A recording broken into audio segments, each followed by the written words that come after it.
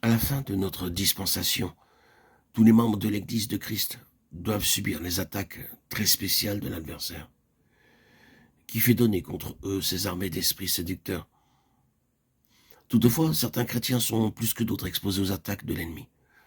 Ils ont donc plus particulièrement besoin d'être éclairés sur les menées de l'adversaire pour traverser victorieusement l'épreuve de la dernière heure et être jugés dignes d'échapper au jour de la grande tribulation qui vient sur la terre. Luc 21, 34-36. Apocalypse 3, 10. Car il y a chez les membres du corps de Christ des degrés différents de croissance, ce qui entraîne des degrés correspondant d'épreuves permises par Dieu. Mais Dieu lui-même donne l'issue de l'épreuve à tous ceux qui, connaissant leur faiblesse, lui demandent secours et délivrance, à tous ceux qui veillent et prient de peur de tomber. 1 Corinthiens 10, 12, 13. Dieu est le maître souverain de l'univers, et il limite lui-même l'action de Satan en ce qui concerne chacun de ses rachetés. Voyez Job 1, 12, 6, Luc 22, 31.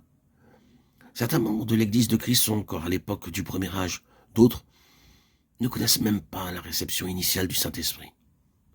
Ceux-là ne sont pas exposés au genre de séduction dont nous parlons ici.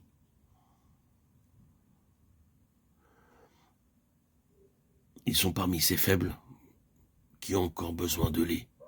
Mais aussi l'avant-garde de l'Église de Christ, ceux qui ont été baptisés du Saint-Esprit ou qui désirent ce baptême chrétien qui souffre de l'impuissance de l'Église contemporaine et s'afflige de constater que son témoignage reste impuissant, alors que le spiritisme, l'occulte, la théosophie, la science chrétienne et autres vents de doctrine exercent leurs ravages et entraînent des milliers de milliers dans l'erreur. Ces chrétiens plus avancés se croient généralement à l'abri des séductions de l'ennemi. Ils ignorent les dangers qui les menacent dans le domaine spirituel où Satan les attend avec de nouvelles séductions qu'ils ne soupçonnent même pas. Séductions où beaucoup d'autres se sont laissés prendre avant eux et avec lesquelles Satan arrête la croissance spirituelle des enfants de Dieu et annihile leur témoignage et leur service.